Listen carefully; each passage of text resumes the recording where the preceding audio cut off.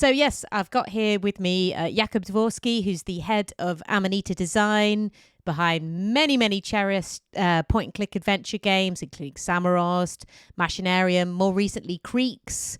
They're also working on a new game, which I'm very excited to hear about as well. But it's been 20 years of Amanita Design. So first of all, Jakub, welcome. What does that feel like? 20 years. It's a lot, yeah. It just reminds me that I'm old Oh no. person. It's nice. Yeah. Well, perhaps I don't think old in spirit, because I think there's definitely something about Amanita Design games that feel quite, childlike in a way, but they've got a quite an exciting spirit. I don't know if that's intentional, or if that just where that comes from. It's probably not me to say. I think we just trying to make what we can and trying our best. Yeah. And yeah. Well, I So wanted to talk about the games that you make, but I mean, I guess let's just start at the beginning with when you set out to make the company, and you started with Samorost. What were you thinking when you were making Samorost? What were your kind of aims and goals for the game?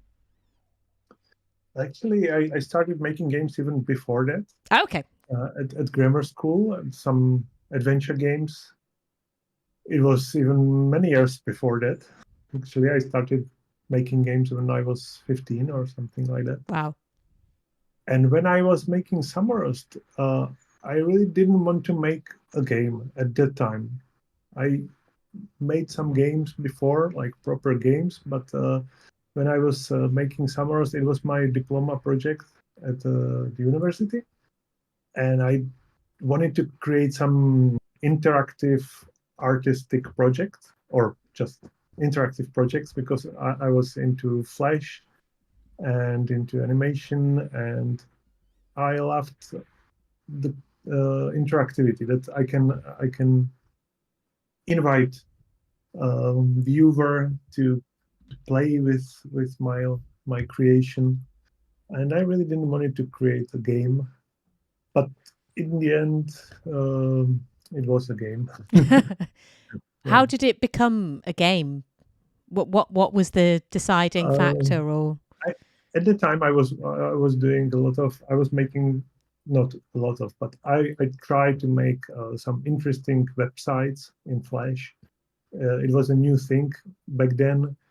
Um, Interactive websites, very fancy, weird stuff, and I wanted Samaras to make something like that, some kind of web project which will be playable in web browser.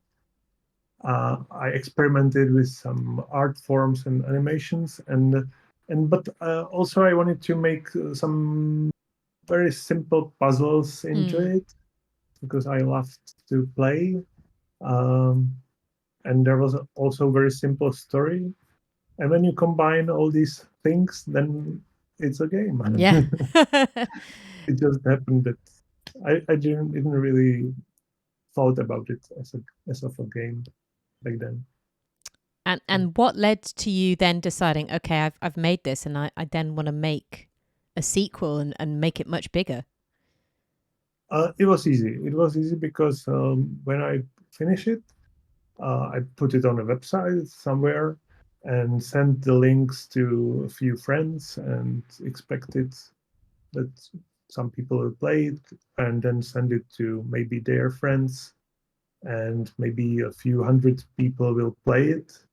That was my goal. Yeah. But it took, I don't know, maybe a week, and it exploded in a viral way, which was new thing to me.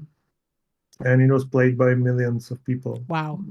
maybe even tens of millions of people. And many of those people seem to like it. So I was receiving tons of emails, I realized that maybe I can make a sequel. Yeah. And maybe I can even live out of making such things because I really enjoyed it. It was great fun. What was it like then moving from a singular person working on a project to presumably did you get a bigger team, and what was it like, moving So from that? yeah, for Samorost 2, it took me some time before I started to work on the sequel. I obviously wanted to make it a little bit more ambitious, so I invited for a collaboration my schoolmate Václav Blin, who is an animator, much better than me. So he was working on the animations, and I also needed some proper music for the project because for the first one I just stole pieces of music of interprets I liked. And by the way, recently we made a remaster of Samorost 1 and make it available also on mobile phones. Mm.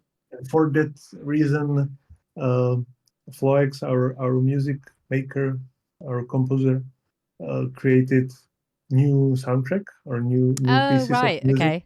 Yeah, but just recently. Until then, until that point, all the music were pretty much stolen. Even it was just very small Yeah. pieces of music, and I mixed it together and I somewhat created the music for it, but it wasn't really our music. So where I was, yeah. So for Samorost 2, we I invited Flex, who I didn't know, but I knew his music and I loved it. So I asked him if he wants to work on this project, and I also invited another Tomáš Dvořák because it's a known story, but our music maker Tomáš is his name is Tomáš Dvořák, and our sound maker name is also Tomáš Dvořák, but it's a different guy. And it was also my schoolmate from grammar school. So we created a small team and worked together. And it was like I really enjoyed the process because we were working in a team for the first time. And I realized that I really like to work with people. It's more fun. The result is better Yeah. because I can join forces with people who are more talented in their professions than I am, and it was just great experience. So I decided we we should continue doing that, and here I am. Did you ever find it quite difficult then? Because it sounds like you're really close to your team. It sounds like you're almost a family. Was it ever difficult having to be the head, having to be the manager? Did you ever have any difficult moments with that? Yes, sure, of course. But you're right. We are not a like normal company. I'm not a boss, Yeah. or maybe I am, but nobody takes me as such. And but sometimes uh, there is someone responsible needed. So uh, then it's me usually. Even though there are some places like, for example, these days we have many people, many projects, several projects, and every project has one responsible person, and it's not always me. Yeah. Okay. And there's always one person responsible for technical side. It's never me because I'm not tech guy, and and so on. If there's more animators on one project, then one animator is the one who is responsible for animation, for example. Yeah. And so on and so on. But in the end, when something is really needed to decide and democracy doesn't work, then it's me. How do you And sometimes it's also needed to fire somebody, for example, which is super unpleasant and I hate it. But sometimes it's just needed. Oh yeah, I can imagine. That's what I was thinking. It must be quite hard when you're such a close-knit team and then having to have that responsibility as well. I mean, how do you guys like to socialize as well? What do you do to sort of relax? Yeah, we are basically a bunch of friends, so we sometimes go have a beer after work or go for a trip on a weekend or Yeah. something like that.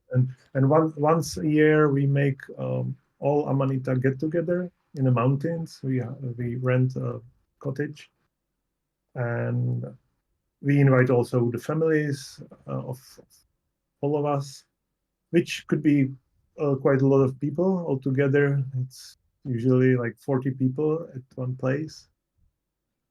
And because we are Czech people, we drink. That's what we do, and we socialize. We drink beer. Yeah, okay. What's your favorite Czech beer? If I'm going to Czechia, Many. yeah. Pilsner Urquell is good. Which one? Sorry. Pilsner Urquell. It's one of the biggest breweries around. But we prefer smaller brands usually. Well, I mean, I think that kind of makes sense with your own sort of identity as a company. I mean, when I think of an Amanita Design game, I think there's certain hallmarks. It's often the music, which we'll speak a bit about. It's perhaps not much speech or not much text. Yeah. And then also the art style, which is very distinctive. I mean, I remember when Creeks came out and I didn't know you had made it. And I saw the art and I thought, oh, that must be Amanita Design, just purely by the art. I knew it was you. I guess, could you tell us a little bit about how your art style has developed as you've gone along as a company? So it's funny you're saying that when you saw Creeks, you saw that it's a Amanita Design game because Creeks is made by completely new team in Amanita, and the art is made by Radim Jurda and Honza Chlup, two guys from Brno who never worked with Amanita. And they just came to us to consult their game and to discuss it, and their project ended up in our company, and it took many years to finish it, but it's a different story. But I think nobody pushed them to make it in a certain style. It was their style from the beginning, and I think it's a cultural thing, perhaps. We are all from the same cultural background. We all grew up on similar movies and illustrated books, and we were inspired by similar artists, basically. And then we are on the same wave. All of us in Amanita, we are on some kind of frequency. Yeah. which is a part of. I don't think it's a generational thing. It's just more local stuff that we are influenced by similar culture and environment as well. And also, it's not that every Czech artist making something like this. We just fit together, so we attracted each other, and yeah. And currently we have 4 teams in Amanita, and we are working on 3 projects currently. Maybe we'll be speaking about Phonopolis later. And Phonopolis is also made by a completely new team with their own art style, which is quite different than made so far, but I feel it somehow fits into our library, that there are some similarities. I feel it like that, at least, so I hope people will feel the same. Do you think, would you ever create, you're talking about influences from Czech kind of animation and things like that. Would you ever like to bring more of that into your games? You say you've got the style and the animation. Would you ever want to create a game out of a Czech story that already exists? Or would you, have you ever thought about doing that? I've thought about it a few times, but yeah, it would be also nice, definitely. There are some really beautiful characters or stories or worlds uh, from older Czech animations or books or just comic books or whatever. For example, Karel Čapek, famous Czech writer, who wrote many fantastic books. He's now available because he died, I don't know how many years ago, but it's already free to use his IPs. So I thought it for a second. Yeah. But in the end, what I love on my work is the most is the creation of the worlds itself. So that's the most attractive part for me. So I always wanted to create my own characters and worlds and stories. And I think you can really see that in Machinarium. It's got such a fascinating world that you get to explore. But it's interesting, of course, as I was saying, one of the tropes of Amanita seems to be not much text, which I know you've said in the past in interviews you're not really a fan of lots of text, which obviously is quite funny because sometimes that's a big trope in adventure games. But how did you go about making a story then without really any text at all? That must have been difficult at points. Yeah, it's kind of challenging, but actually the probably the most important part of my decision not to use text is that I really can't write. I not only write, I have difficulties to express myself in words, as you can hear. Not at all, but no. It's just making troubles. I'm more visual person. Yeah. I think I have quite good imagination, and I like to visualize everything. And when I play games, I also enjoy more. There can be text, but I don't like really lengthy text. I love to read books, but when I play games, I really love to be in contact with the game all the time and not stop to read something. Yeah. So that's why I went this direction. And telling stories is challenging. Obviously, you can't tell super complex story, but it has also some advantages that you need to tell simple story, which is powerful enough on its own, in its simplicity, which makes it similar to fairy tales in my eyes. And I generally love fairy tales because they are simple and not super concrete. Sure. They are telling some basic human stories everybody can relate to. Even though it doesn't matter from what cultural background are you, where you live, it's easy to connect to such simple stories. And maybe you even need to project some of your own experiences into the story. And a game or story which is simple enough let you gives you the space for your own imagination to understand Yeah. what I'm trying to explain. It's kind of hard to formulate these kind of thoughts for me. No, I mean, you're making perfect sense. I mean, in the chat, the Internet of Things makes a point that I guess going textless does save on localization as well. Of course, it's very practical. Yeah. And also it's good for kids. Kids like our games because they don't have to struggle with reading and just play. Glockenspiel in the chat also says, is it true that all of the sketching for Machinarium was done with the artist's left hand? Yes, that's actually true. And the reason for this because we wanted to make their drawings a little looser or like more relaxed.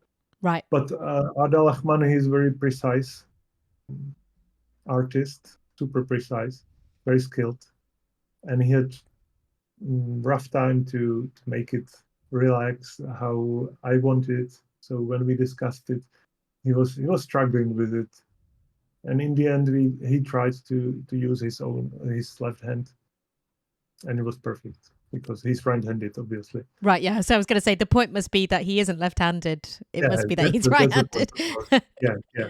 He wasn't that good with left hand, and that was perfect for the drawings.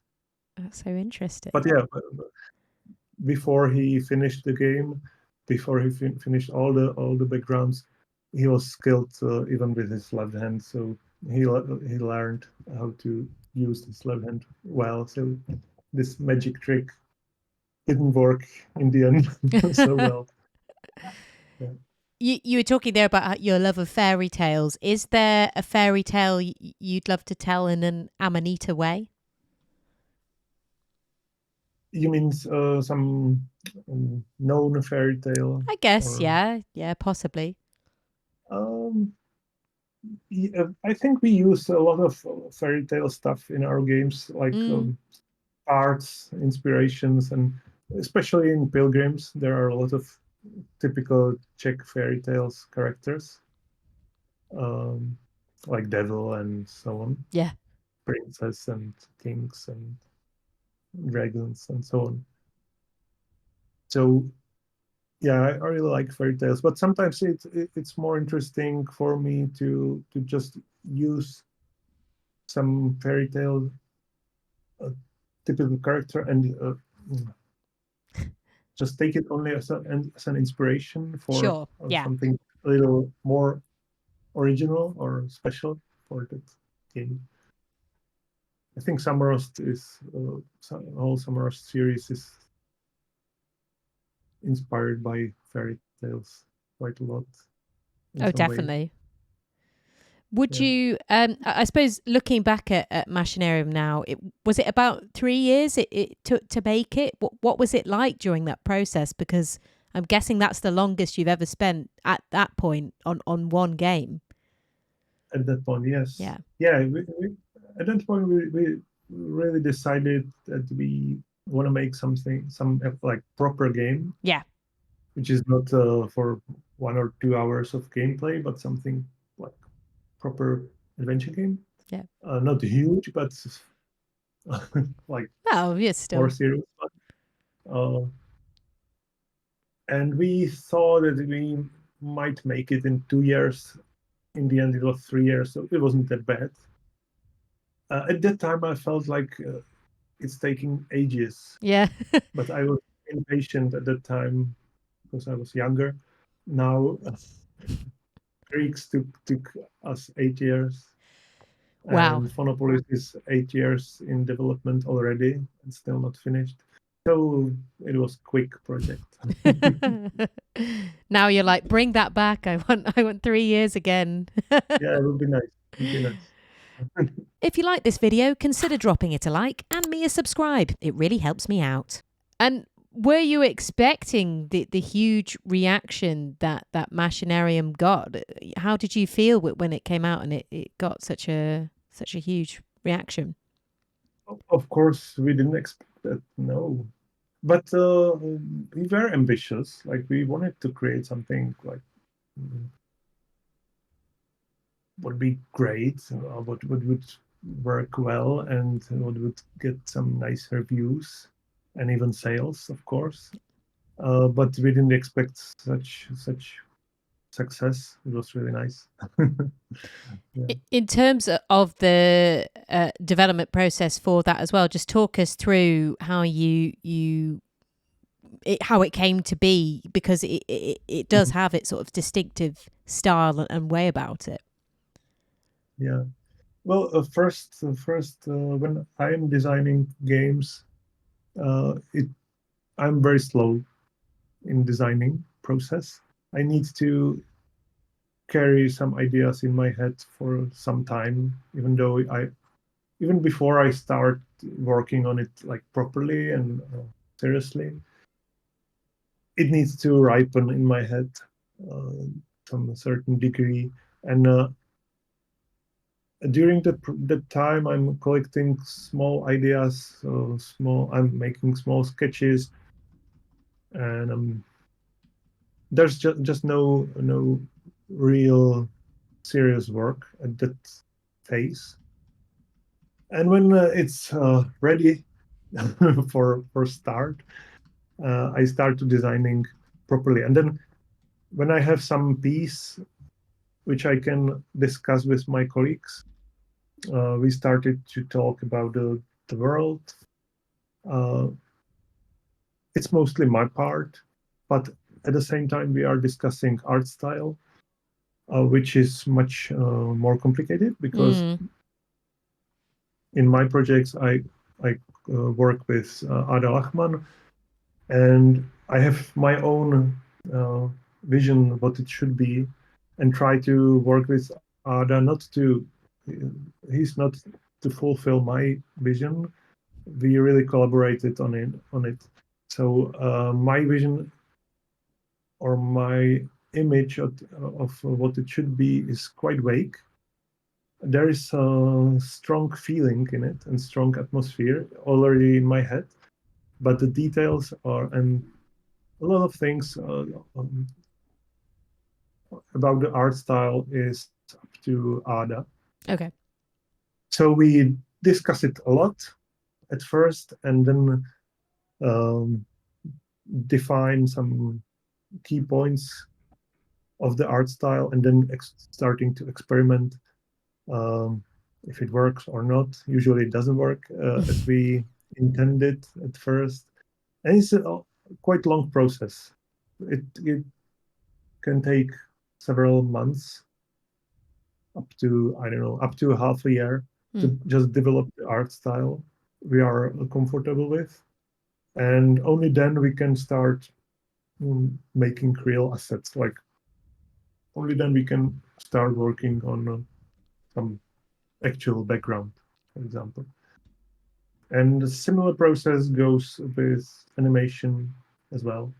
We are, even though it seems easy, we are developing animation style every time for every project a little bit differently. And also we discuss the music and the whole musical dramaturgy for the game. And Yeah. basically, we discuss everything. The team is still quite small, so we talk a lot about everything internally. What was that like over the pandemic then? Were you still able to communicate enough as a company? It sounds like, you're a company that socializes quite a lot and works well together. So what was it like having to strip that back a bit? Yeah. Well, we are quite used to work remotely Okay. as well because not everybody is in Prague. For example, Adolfman lives in different city, but we meet each other like every few weeks at least. And there's office in Prague, and we didn't close the office during COVID. It was there wasn't many people, Yeah. but we were meeting mostly during the whole pandemic. And you were talking, which was nice, not only for the work but I for bet, our yeah. mental health. Yeah, Yeah. yeah, I can imagine that was pretty nice. I was just going to say you were talking about the music there, and obviously that is such an integral part of I think not just Machinarium but Amanita Design games, that the music, but Yeah. also the sound effects that go with it, because I think they really Mhm. open up the world. And again, I guess what's the process of starting that with each game? Mhm. Well, first, we don't work with typical game music composers. We Yeah. work with like real standalone, I would say, standalone musicians, people who had their own musical world Mm. and their own strong vision, and also people who had their own bands and musical projects, like Floex and Honza Kratochvíl is from the band Dva, and recently we worked on Creeks with Joe Etchison, and who is from England, and his musical project is called Hidden Orchestra. And these people, and we chose those people because of their musical vision, which fits, we think, which fits to the game. For example, Honza Kratochvíl and his Dva band is very cheerful and very funny and very colorful, and it goes super well with Jara Plachy's game, with Chuchel and Botanicula and Happy Game as well. While Floex, he's more dreamy, Yeah. maybe a little bit melancholic, spacey, and I don't know what not. Uh, but I always felt like his inner world is very close to mine, so I felt it could work together, and I think it worked. It fits well. Definitely, it definitely does. So, and I think the music makers feels the same. So when I asked back then Flex if he wants to collaborate on, he wants to work on Samorost, he already knew Samorost 1, and he was immediately up for it because he also understands the world well. We were just very easily connected on some subtle spiritual level. it, So it was easy. is that quite Yeah. important for you to have that connection then? Do you Of need that? course, yes, Yeah. yes, it's super important. It's important, but also that's the most important part. But it's also important that all these people are very professional um, musicians and um, people who can professionally collaborate on a project. All of them are technically very skilled, Yeah. and we can discuss like quite complicated stuff, dramaturgy. They understand the game. Even we speak we speak with musicians about game design as well from the beginning, and try to like connect them with the team, and so they can influence even the game design.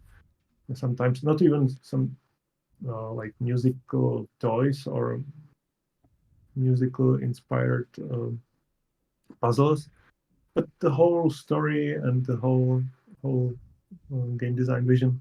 They can talk to it as well, and they have some opinions on it. So it's good. They are real part of the team. They are not like hired to make some music for the game, which Yeah. is quite usual in game development scene, from what I know. And I think that really works. Like you said, it's not you're just giving them a brief, you're letting them realize what they're working on, and speaking to the rest of the teams, and I think that's, like you said, that is quite an unusual approach even now, really. Mm. I'm still surprised that not more, especially indie studios, doesn't work this way, because It's honestly, it's quite easy to just pick one musician from out there. From there are thousands and thousands of bands and musical projects. You can just pick one, try to um, call them or write an email, and usually, if it really fits, then the musicians will understand what you are asking for, and I think it's also a nice opportunity for the musicians to first of all, I think it's interesting experience for them to work on Yeah. a game, and then it opens up for a completely new audience for them. Like, it can help them to promote their music to much more wider audience. Let's talk a bit with feel free, anyone, if you've got more questions. I will ask some of them at the end as well, but feel free to put questions in the chat. I wanted to touch just briefly a bit on Chuchel, and I loved that game. It was, again, I think it defined. It's got all the elements of a classic Amanita Design game. But I wanted to touch a little bit on what it must have felt as this small team to suddenly have this bit of controversy around it. I'm talking about, there were these accusations of blackface, which the team's come out. You've said you had no idea that this was the case. It was, you had no idea this was the effect that it would have on some people. I guess I wanted to touch on how you first heard about people saying about this, and then when you decided to act on it, really, because it must have been quite surprising to you to realize that's It how was, some people are interpreting it. yeah. Well, this nowadays everything is so like oversensitive. So we were a little bit skeptical at first, but then we heard, well, actually, we heard about the blackface problem quite late Mm. when it was already released for, I think, a month at least. I don't know. I can't remember really. Um, but we heard from one or two persons, and then several more after some time. So we started to study the problem Sure. and find out that there's this character called Gollywog, Yes. who is a blackface character, and Yeah. we understood that the Gollywogs really looks so similar to Chuchel, Yeah. and the Gollywog is racist character. We couldn't deny that, so we slowly understood that we really need to make something with it, which was at first super unpleasant. But Yeah. then we discussed it and realized that it's maybe not that's extremely difficult. It make We can make it just uh, by changing the color of the Chuchel character. Obviously, it wasn't without work and a lot of technical problems, but we made it, and we were satisfied with the outcome. The orange Chuchel is also nice and cute, Yeah. so it was okay. Then we made released some statement why we made it. Obviously, many fans were angry and disappointed because they already started to love the black Chuchel, which was really distinctive and to me like really funny looking. But the real controversy and the real hate started only after that. After that, many people started to write us that they won't buy any of our games in the future because we are just I What? don't know. Because of the change, you mean? Because Yeah, because of yeah. the change. Okay. That was our no. Actually, very few people mm, noticed the problem with like Chuchel because let's face it, people are not that well educated, and it's kind of forgotten, the whole Gollivog thing. But everybody noticed the change, and when people understood that we changed it because of some cultural problems with racism and stuff, then they started to really hate us. And I think most of the hate wasn't coming from our true fans, but from some people outside who never heard about our games. But this cause, this issue just exploded, and it was in media, especially in Czech Republic and Eastern Europe.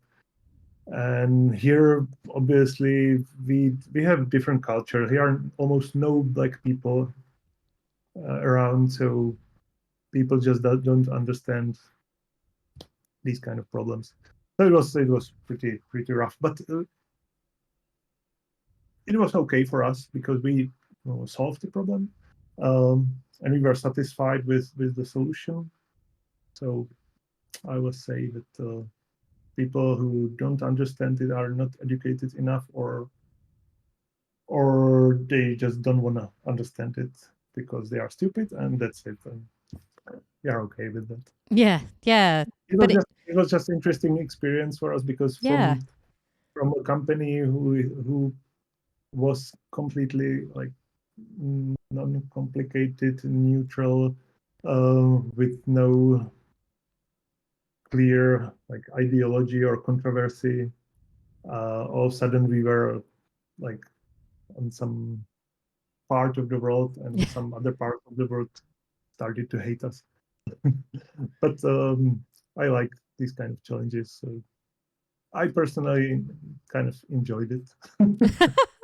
Well, I think you dealt with it very well, because I was going to say, like you said, it must have been very difficult as a small company being brought into the spotlight for a decision that you clearly made because you felt, and it was the right decision to make at the end of the day, to, although it would have taken some changes, if you got some association with something you don't want to be associated with, then you'll change it. Sure.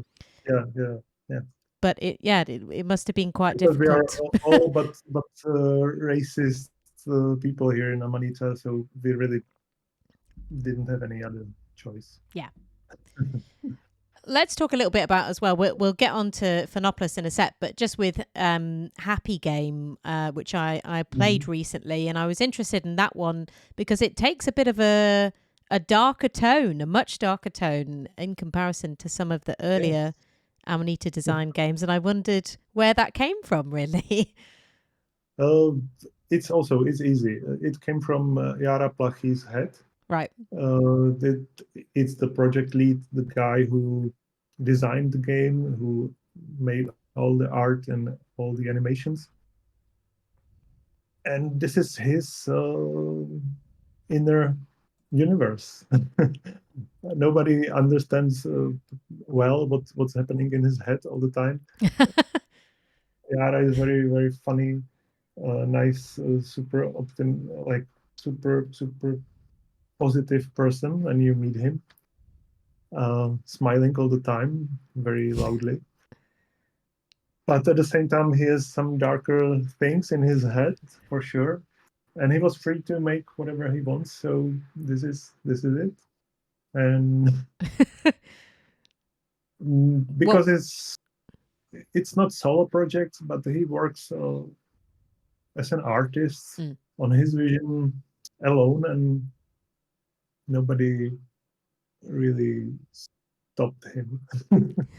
So he created something what looks like a game for kids, only it's not for kids at all. No.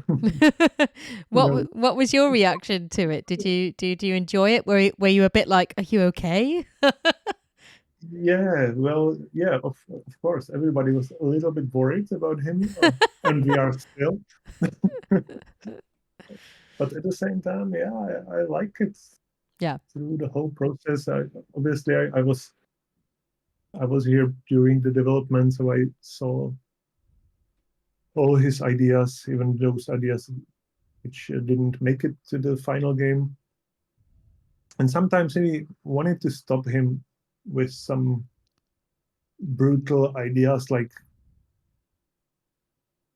catching little black gnomes and putting them on spike, and it was so brutal. For me, it was almost too much, but it was his artistic expression.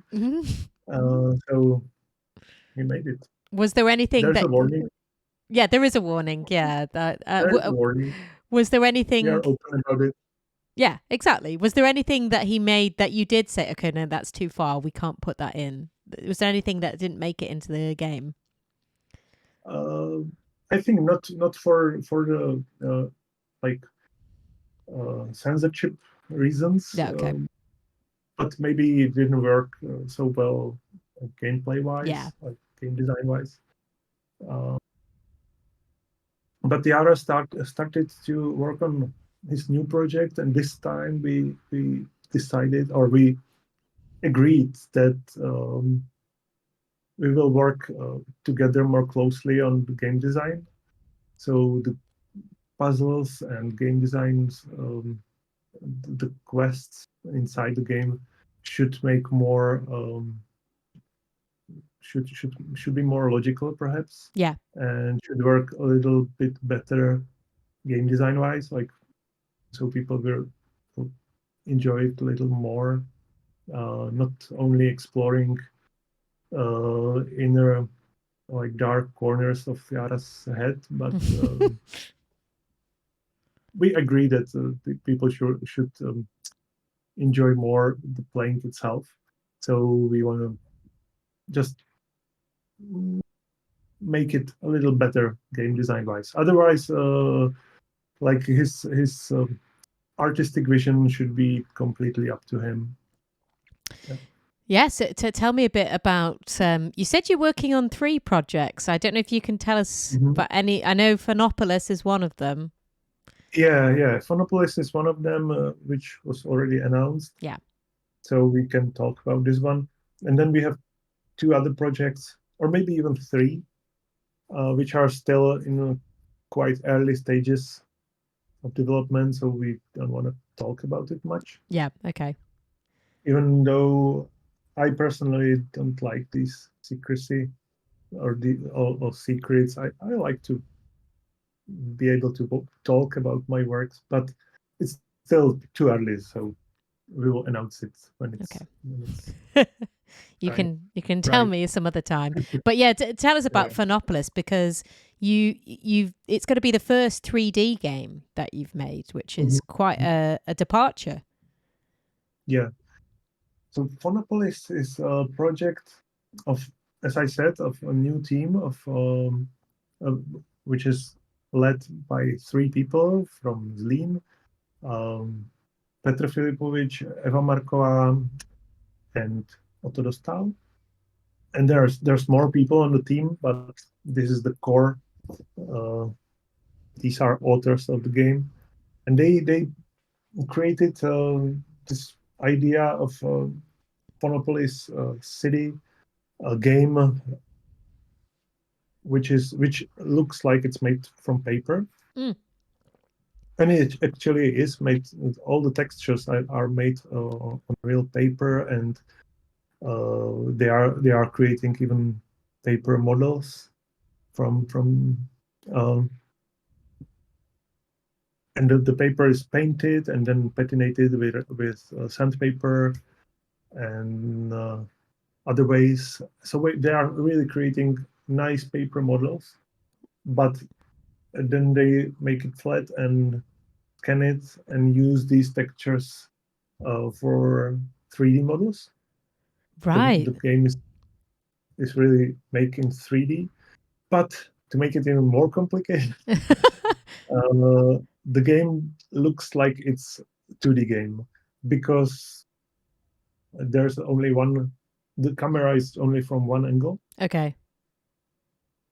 And you can't really move around in the 3D environment, and it's not even like proper 3D environment. It's kind of 2.5D or something. Yeah. Okay. It's like fake 3D in a way. It's like a puppet theater a little. But the result is really unique, I think, visually. It's super complicated technique. That's why it takes so long. That's why it's being developed for 8 years already, and it's still not finished. But it looks super nice, and the whole art is inspired by Russian avant-garde, modernism, constructivism, and some other style and graphic design of interwar period, Oh wow. Okay. which is very very tied to the story, which is about this dystopian city of Phonopolis, which is ruled by some terrible dictator or leader who manipulate the citizens with sounds through loudspeakers. He's Okay. giving orders to all the citizens. So it's a really nice story. Cool. Pretty like dark and serious story and serious world. But the tone of the game is quite playful and like lighthearted. I think And who do it's you difficult to play? express. It's what? So, Sorry. What did you say at the end there? uh, Sorry. I don't know. that despite being the story feels like when I say this it's dictator and um, oppression of citizens Yeah. of the city. It sounds like super dark, but in the end it's not that's dark. There's a humor in the game, and it's lighthearted. It's very playful. There's a lot of playful puzzles and things like that. It's like you need to see it in action to Yeah. understand what I'm talking about. Yeah. Yeah. What? Tell us a bit about. Do you play a character in the game? I guess are you trying to overthrow this dictator, or what can you tell us about the story? Yeah, yeah. The main character is he's called Felix, and he found some no, I my English is so terrible. I'm sorry. It's really not at Uh, all. no, no. Um, he's basically he can't hear the Oh, okay. order. Headphones. Yeah, he has some headphones, and he can't hear the orders. Right. Okay. So he doesn't need to obey the rules of the city and of the dictator. And then he's starting to find out what's wrong and that the leader is quite evil, and he connected with some guys, older guys who are also fighting against him for a long time, but they are a little stupid, so it doesn't work, and it's quite complicated story. Yeah.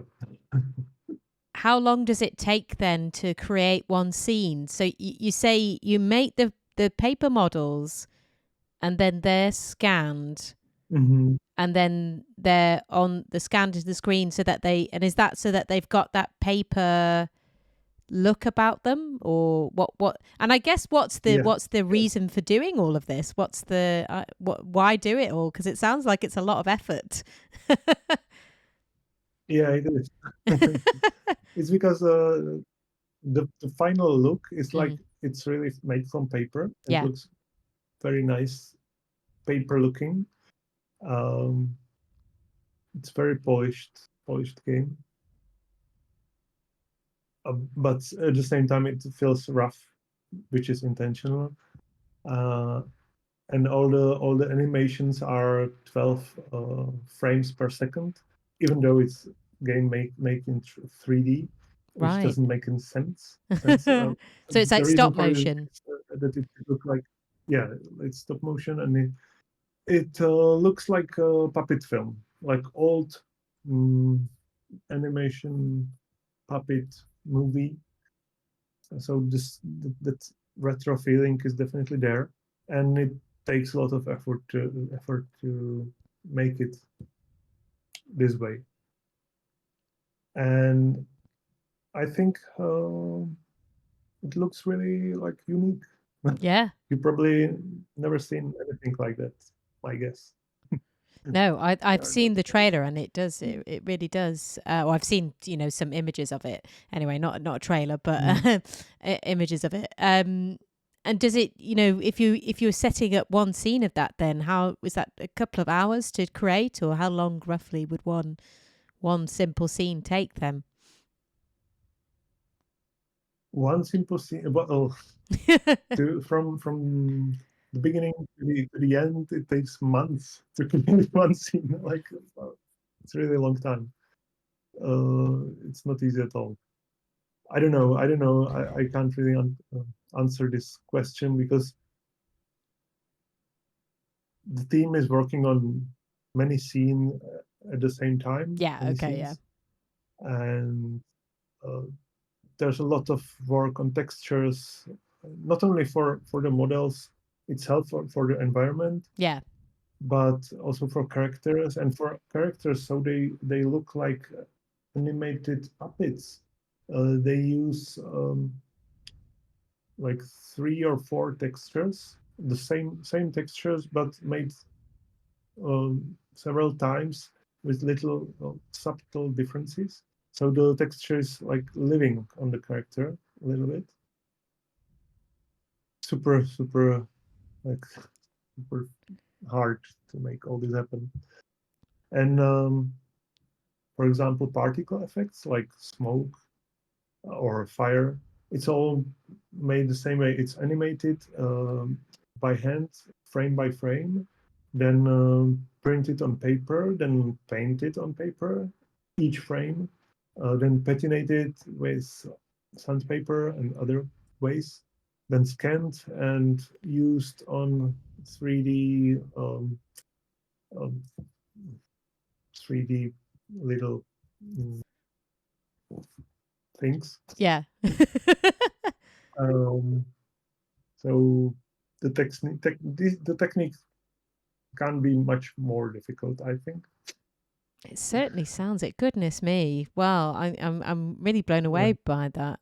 And it's interesting to me when you said at the beginning, you weren't sort of thinking of making a game when you made Samorost, and this almost seems to have gone full circle in that it obviously it is a game, but there's it's art, it's like you said, a kind of puppet show, animations, and all this kind of thing, and is Mhm. that kind of it feels like you've brought that into this game a little bit. Yeah, I hope so. Yeah, and I tell you, we don't regret all the time and effort we put into each game because we are trying to make something which will last for the rest of our lives. Um, because it is kind of timeless. There, you can't see any technology behind the game, even though there is. We use Unity and a lot of shaders, especially in Phonopolis. But the final look is like perfectly perfectly match the vision of the authors of each game, especially Phonopolis is the case. And it doesn't really matter how powerful is your computer or what version of engine do you use. It would look absolutely same Mm. in 20 years in our mm, like that's the vision we have, and it's possible to make it like perfectly in with nowadays technology and software and hardware. So we think it will last because yeah, it will look good even in 20 years. We've got we'll finish off in a second, so if anyone's got any questions, feel free to drop it in. Alex Pyrrhus in the chat asks for you, will you ever write a book memoir of your life and your life as a designer and video game creator? Certainly not. That's my answer. No, Why but not? hey, maybe yes, because it's so easy nowadays to express with words using ChatGPT, for example. Maybe I will be able to prompt it to write it for me. Then it's possible. But otherwise, I wouldn't go this direction, because I rather draw or I rather dance than write. What would you what do you like to dance to? No, it was just a joke, because I'm because you don't like to terrible dance. dancer. I don't. No, I like to, but I can't dance. Oh, okay. So, there's a question we ask a lot of people on here, and it's it's a random question, and it's always interesting to hear what people say. But what's your favorite chocolate? Do you have a favorite chocolate that you would like to eat? I like the chocolate with chili. Oh, okay. Ah, is it any type of chili, or just as long as it's got chili in it? Mm, I'm not picky. I like hot stuff, like spicy Right. things, and there is chocolate which is spicy. I like it. Good stuff. I'll finish. I'm not a huge chocolate eater. No, fair enough.